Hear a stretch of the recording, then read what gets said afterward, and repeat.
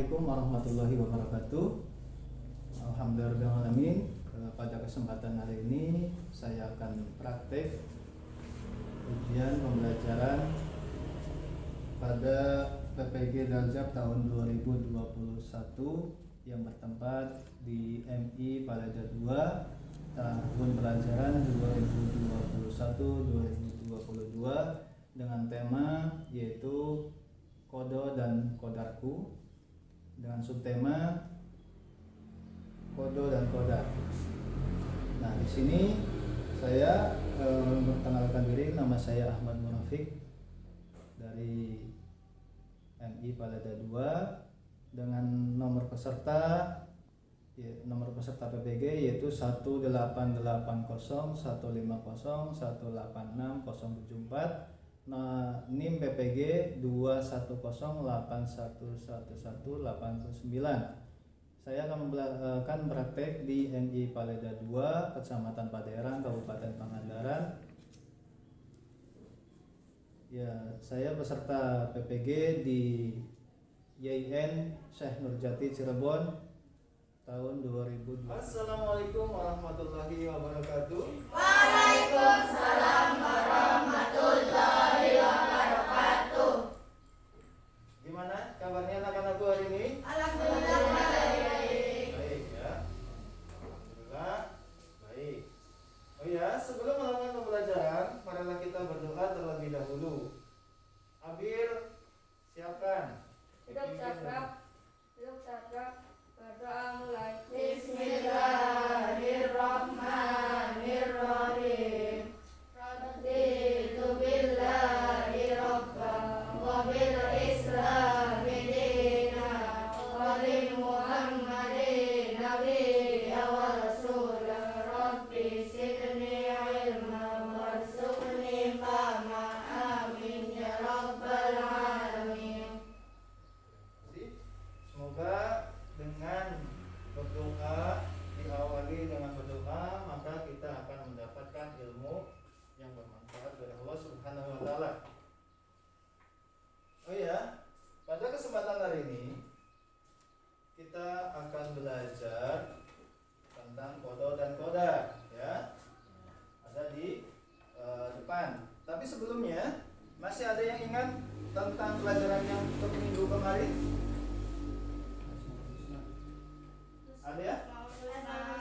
Asmaul Husna, ya, bagus sekali. Apa itu Asmaul Husnanya? Ada yang tahu Asmaul Husna itu apa? Nama-nama Allah yang baik. Nama-nama Allah yang baik, bagus sekali Arya. Ya. Jadi langsung saja. Untuk hari ini materinya adalah tentang kodo dan kodarku ya. Nah, diantaranya yaitu nanti kita akan pelajari. Setelah ini diharapkan siswa itu mampu yang pertama adalah menjelaskan pengertian dan perbedaan dari kodo dan kodar Allah Subhanahu wa taala. Dan yang kedua adalah mampu menganalisis dalil kodo dan kodar ya. Jadi nanti itu ada dalil-dalilnya dari Al-Qur'an itu apa, dari hadisnya itu apa ya. Yang ketiga yaitu menganalisis keteladanan ya. Jadi kita setelah mengetahui dalil kita akan teladan kita terhadap kodo dan kodar. Dan setelah itu mampu menganalisis hikmah dari adanya kodo dan kodar ya. Oke. Lanjut saja langsung ya. Yang pertama coba perhatikan gambar berikut ini ya. Perhatikan gambar ya. Ini ya, perhatikan saja ya, perhatikan dulu. Nanti ada waktunya Bapak menanyakan ya. Terus yang gambar yang kedua ini. Terus udah. Dan ini gambar yang ketiga. Sudah? Tahu semuanya? Kita balik lagi. Dari gambar yang pertama, ini gambar tentang apa? Berfoto. Ya, ya. Ada lagi yang bisa menjawab gambar sedang apa ini? Gambar apa ini? Gambar apa? Gambar apa itu? Kemarin itu, ya gambar apa?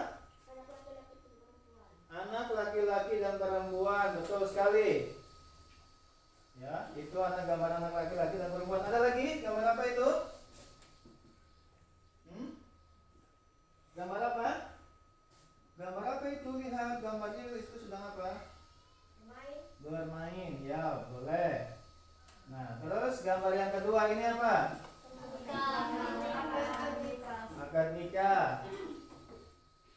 Kalau ini mah semuanya langsung ya akad nikah gitu. Terus yang ini? Menyalakan mayit ya. Kenapa kok Bapak menayangkan gambar-gambar tadi? Ya, ini tentunya ada kaitannya dengan materi hari ini yaitu kodok dan kodok. Ada yang tahu apa itu kodok? Kodok? Kodok ada yang tahu? Ada yang tahu kodok? Ada yang tahu nggak? Hah? Apa? Lupa. Oh iya, lupa. Ada lagi? Ada yang tahu? Pelita? Ada yang tahu? Pelita enggak? Tahu enggak? Arya? Tahu enggak? Nela? Enggak. Lucy? Yusuf? Enggak tahu. Kamal? Ya, oke. Akan nanti kita jelaskan ya. Kenapa Bapak menayangkan gambar ini? Tentunya ada kaitannya yaitu tentang kode dan kodar. Kode adalah suatu ketetapan Allah Dari sejak zaman azali. Nah, dari sejak zaman azali. Nah, masa ya betul sekali ya. Tadi ada ketetapan Allah yang sudah ada sejak zaman azali. Apa itu contohnya? Ada yang tahu contohnya? Contoh dari kodok? Contohnya? Kehidupan mati. Ya, itu ada gambarnya kehidupan mati. Ada lagi? Contohnya lagi? Jenis kelamin. Jenis kelamin, betul sekali. Nela, ada lagi? Ada lagi? Jodoh, betul sekali diantaranya itu ya. Ada jenis kelamin, yaitu laki-laki dan perempuan. Kenapa tadi Bapak itu menayangkan yang pertama ini? Ini adalah jenis kelamin, laki-laki dan perempuan. Terus ada lagi gambar orang sedang menikah atau jodohnya ya. Kita kan nggak tahu jodoh kita itu siapa. Kalau sudah ketemu baru, oh ini ternyata jodoh saya. Yang ketiga tadi itu ada gambar, nah ini juga kematian mayit. Kita nggak tahu kapan kita itu akan meninggal, kapan kita itu dilahirkan, kita nggak tahu. Tetapi itu semuanya sudah ada, yaitu dari ketentuan Allah tentunya sejak zaman azali tadi ya. Nah, itu dari kode. Nah, kalau dari kode ada yang tahu? Kode itu apa? Apa kode? Kode itu apa? Kodar adalah perwujudan ketetapan terhadap segala sesuatu yang berkenaan dengan makhluknya. Nah, ketetapannya apa? Terhadap segala sesuatu yang berkenaan dengan makhluknya. Ya, sesuatu yang berkenaan dengan makhluknya itu adalah kodar. Ya. Ini pengertian kode dan kodar Allah ya. Yang pertama, kode adalah ketentuan atau ketetapan Allah Subhanahu wa taala dari sejak zaman azali, yaitu tentang segala sesuatu yang berkenaan dengan makhluknya dan kehendaknya ya, yaitu meliputi baik dan buruk. Terus tadi ya hidup dan mati. Terus ada lagi tadi jenis kelamin dan lain sebagainya. Itu merupakan pengertian dari kodar. Ada lagi kodar. Apa itu kodar? Yaitu tadi perwujudan ketetapan Allah, baik itu yang tadi ada apa? Kematian, ada jodoh, terus ada lagi satu lagi apa tadi? Jenis diantaranya itu ya. Ada yang mau ditanyakan dari sini? mau ditanyakan? Ada yang mau ditanyakan dari pengertian kodar dan modal ini? Gak ada? Ya, oke, kalau begitu maka akan dilanjutkan ya ke yang selanjutnya, yaitu tadi adalah tentang kodok dan kodar lazimnya itu disebut dengan apa, juga lazimnya disebut dengan takdir. Ada yang tahu takdir itu apa saja? Takdir mu'alaq dan takdir ya, betul sekali. Coba Nela contoh dari takdir mu'alaq itu apa? Takdir mu'alaq, tahu nggak Nela? Ingin pandai harus rajin belajar. Oke, betul. Satu lagi ya. Siswa kalau ingin pandai maka dia harus rajin belajar. Apalagi? Mematuhi peraturan. Mematuhi peraturan. Jika ingin bekerja harus rajin. Jika ingin kaya harus rajin bekerja. Nah, iya, jika ingin kaya ya harus rajin bekerja ya. Masa orang tidur saja pengennya kaya, yang nggak ada ya? Ya betul sekali Ucup gitu tadi Ucup ya. Nah, itu merupakan contoh dari takdir mu'alaq, yaitu segala sesuatu atau yang disebut itu masih bisa dirubah ya. Kalau takdir mu'alaq ya, berarti kalau takdir mubram kebalikannya yang bisa dirubah itu berarti tidak bisa dirubah. Contohnya apa? Kematian tadi ya. Rezeki. Jenis kelamin ya, tadi jodoh ya. Di antaranya dua itu ya. Jadi kalau takdir mu'alaq itu ada lagi ya. Tadi kalau ingin pandai atau sukses maka dia harus rajin belajar. Kalau mau sukses dalam dunia tadi usaha maka dia harus rajin bekerja. Kalau orang sakit ya, maka dia harus pergi ke dokter. Mungkin dokternya tidak menyembuhkan, tapi lantaran dokter tersebut dengan usahanya seorang tersebut dia pergi ke dokter, terus disuntik, terus dia minum obat, maka dia akan sembuh. Nah, ini dia takdir mu'alaq adalah takdir yang dapat diubah oleh manusia karena adanya apa? Usahanya apa? Tadi ya contohnya kalau mau pandai ya dia harus rajin belajar. Kalau mau sembuh maka dia berobat. Kalau mau sukses dia harus bekerja keras dengan tekun tentunya ya. Itu merupakan contoh dari takdir mu'alaq. Ingat ya, takdir mu'alaq adalah takdir yang bisa dirubah. Contohnya ini. Nanti Bapak akan bertanya lagi. Yang kedua adalah takdir mubram ya. Takdir mubram itu adalah takdir yang bisa dirubah. Ya, contohnya yang tidak bisa dirubah. Contohnya tadi ada apa? Jenis kelaminnya. Dia terlahir laki-laki ataupun perempuan ya. Terus apalagi kematian. Kita tidak tahu kematian itu kapan. Bisa jadi orang yang lagi sholat juga ada yang meninggal. Orang yang lagi berbuat maksiat juga ada yang meninggal. Orang yang lagi belajar juga ada yang meninggal ya. Terus pokoknya semuanya kita itu tidak ada yang tahu. Mungkin lagi ada yang di sawah, lagi ada yang di ladang, lagi di mana saja. Kalau Allah sudah berkehendak umurnya sekian, maka dia akan meninggal.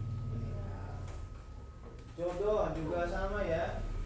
Jodohnya itu Bapak sendiri dulu pas waktu ini juga nggak tahu jodohnya siapa dicari kemana yang jauh-jauh nggak dapat, malah yang dapatnya yang dekat. Itu merupakan jodoh ya. Siapa tahu si Arya dengan nanti siapa, Aga dengan siapa ya kita nggak tahu, karena itu adalah rahasia Allah. Manusia cuma berikhtiar ya. Walaupun sudah ini ya, kalau belum jodohnya tetap tidak bisa itulah ya. itu merupakan takdir. Jadi qada tadi itu apa? Jadi qada adalah, masih ingat qada tadi?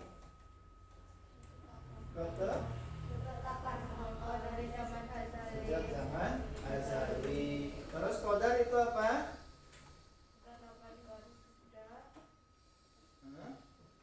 Kalau qadar itu berarti,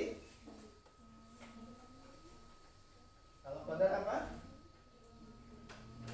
Perwujudan dari ketetapan terhadap segala Allah, ya, segala sesuatunya. Terus qada dan qadar itu juga bisa disebut dengan takdir. Takdir dibagi menjadi yaitu malak dan takdir mubham, ya, itu sudah. Terus ada dalil-dalil dari qada dan qadar. Dalilnya yang dari Al-Qur'an itu terdapat dalam surat perbedaan qada dan qadar. Perbedaannya apa sih? Qada merupakan satu ketentuan dari Allah Subhanahu wa taala atas makhluknya sejak zaman azali dan tidak bisa dirubah dengan apapun. Nah, ya, itu kalau qada, ya, qada itu sudah ada sejak zaman azali dan itu tidak bisa dirubah. Sedangkan qadar itu masih bisa dirubah. Ataupun juga kalau kita sebutkan takdir tadi itu berarti kalau qada itu adalah takdir mubham, takdir mubham, ya, yang sudah tidak bisa dirubah. Sedangkan qadar itu adalah takdir mu'al. Nah, ya, itu sama aja di situ ini, ya. Nah, selanjutnya ada dalilnya, ya. Dalil qada dan qadar. Dalilnya itu ada pada surat Al-Hadid ayat 22 di sini. Relawan untuk membacakan. Naila, bacakan. A'udzubillahi minasyaitonirrajim. Bismillahirrahmanirrahim. Asoba Asobana musibatin fil ardi wala fi anfusikum illa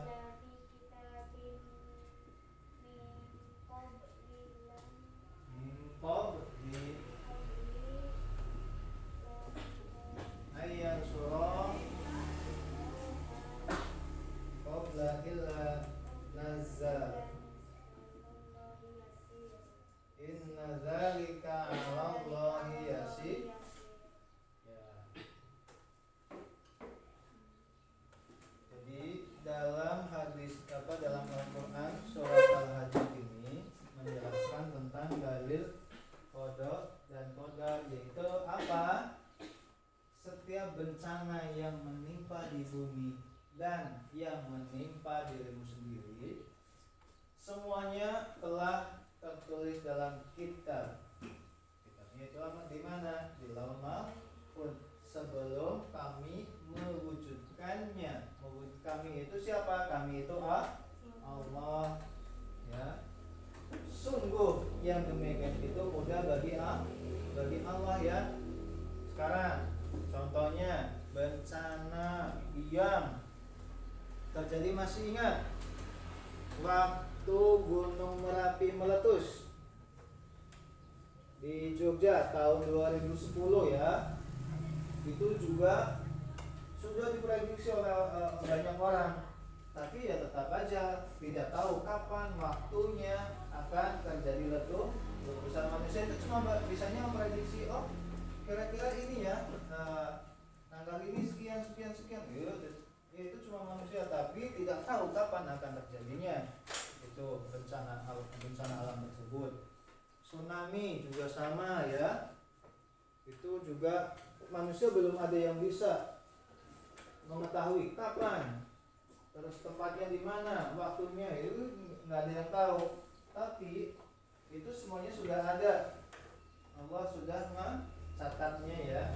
Dan kalau Allah berkehendak langsung bisa jadi, ya.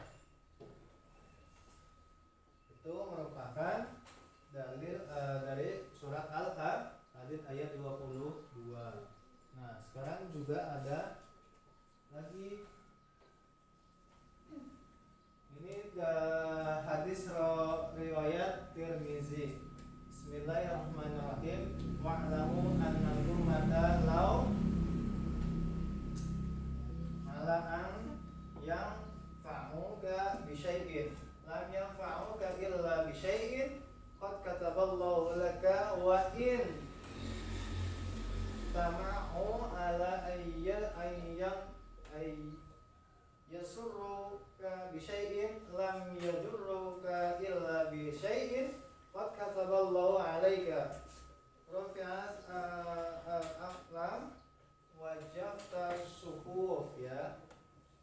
Di sini sudah sangat jelas.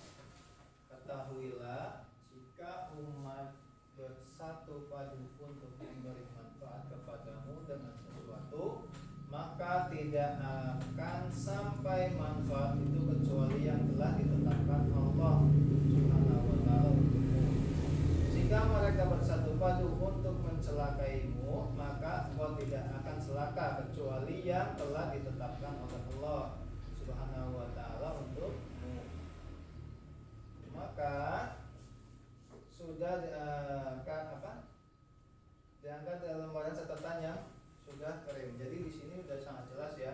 Walaupun kita sudah sepakat, contohnya kita sudah sepakat bahwa hari ini itu kita mau mengadakan rekreasi atau jalan-jalan, tetapi dilalah ya ada halangan hujan lebat, maka tidak jadi.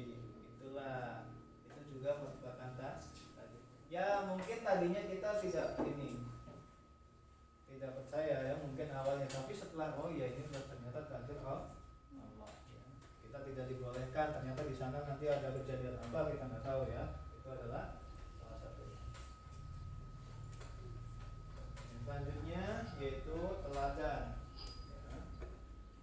Kita harus yakin dengan sepenuh hati ya, dengan adanya ini kita harus yakin dengan sepenuh hati, yaitu adanya qada dan qadar ini kita harus meyakininya ya. Terus yang selanjutnya yaitu hikmahnya ya. Hikmah qada dan qadar itu ada 4 ya. Yang pertama adalah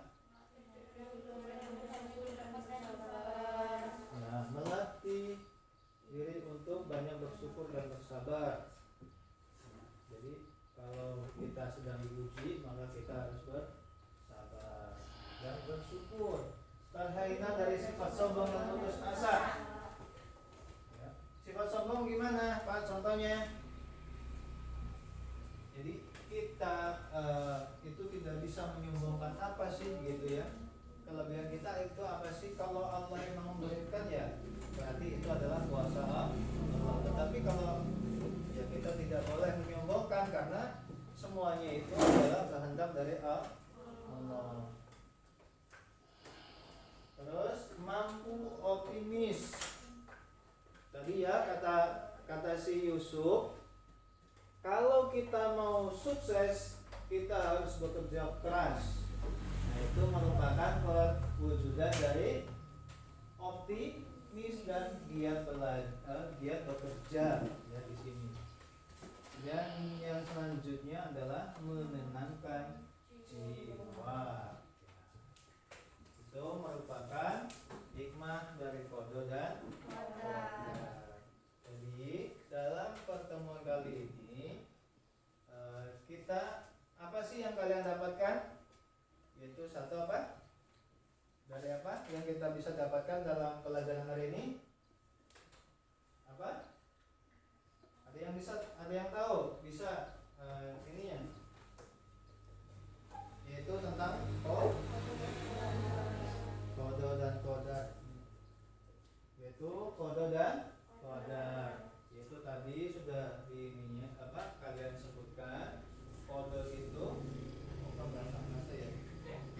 qada itu tadi adalah suatu ketetapan Allah. Ada lagi qadar apa? Qadar itu apa?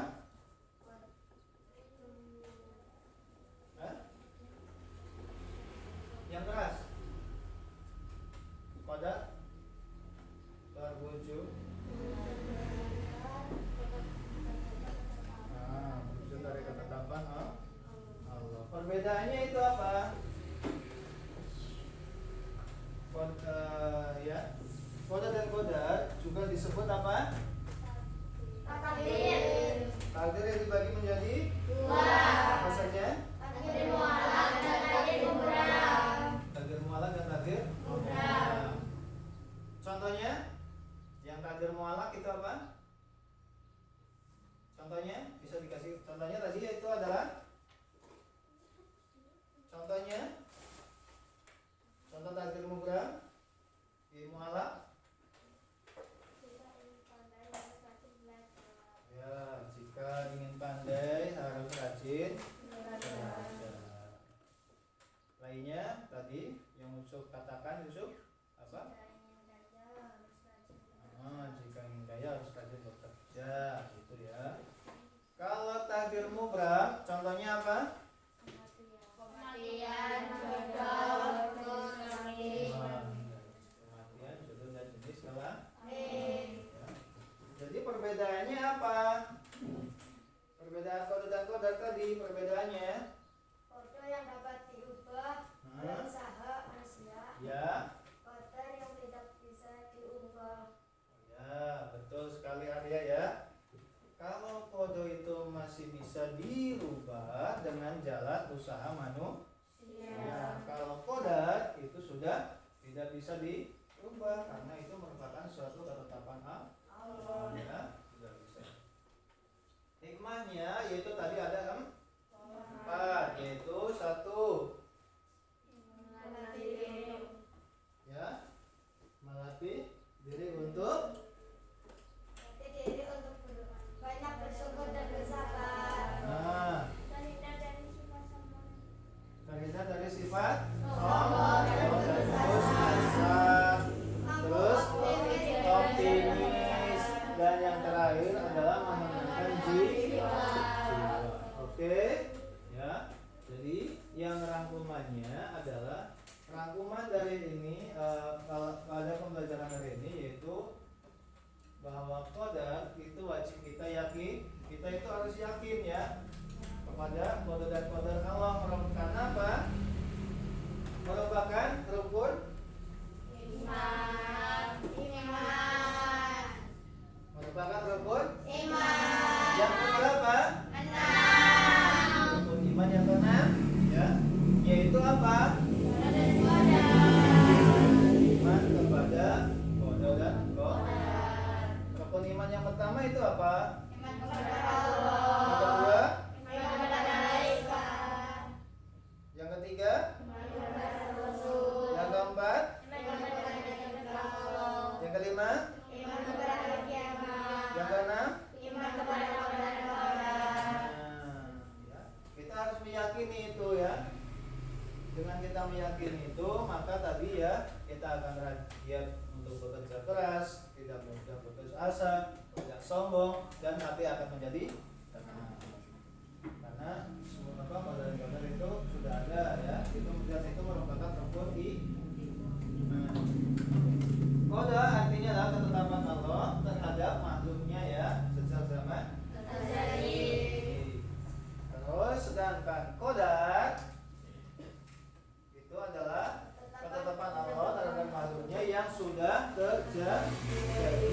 Kalau qadar itu belum terjadi, sedangkan qadar itu belum terjadi, sedangkan qadar itu sudah terjadi.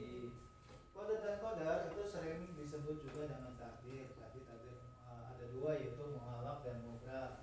Takdir mualaf itu adalah takdir yang bisa dirubah. Contohnya kalau ingin pandai maka dia harus rajin belajar. Kalau pengen sukses, baik itu sukses dalam pekerjaan, sukses dalam berdagang, sukses dalam bertani, maka dia harus rajin bekerja keras untuk mencari informasi yang berkaitan dengan dunia usahanya, baik dunia usaha pertanian maupun dunia yang lain. Maksudnya dunia yang lain itu adalah sesuai dengan apa yang dia inginkan ya. Terus kalau takdir mubram adalah tadi sesuatu yang tidak bisa dirubah karena itu sudah ketetapan Allah. Umat Islam wajib bersyukur ya apabila usaha yaitu dapat mengubah takdir ya. Sebaliknya harus bertawakal kepada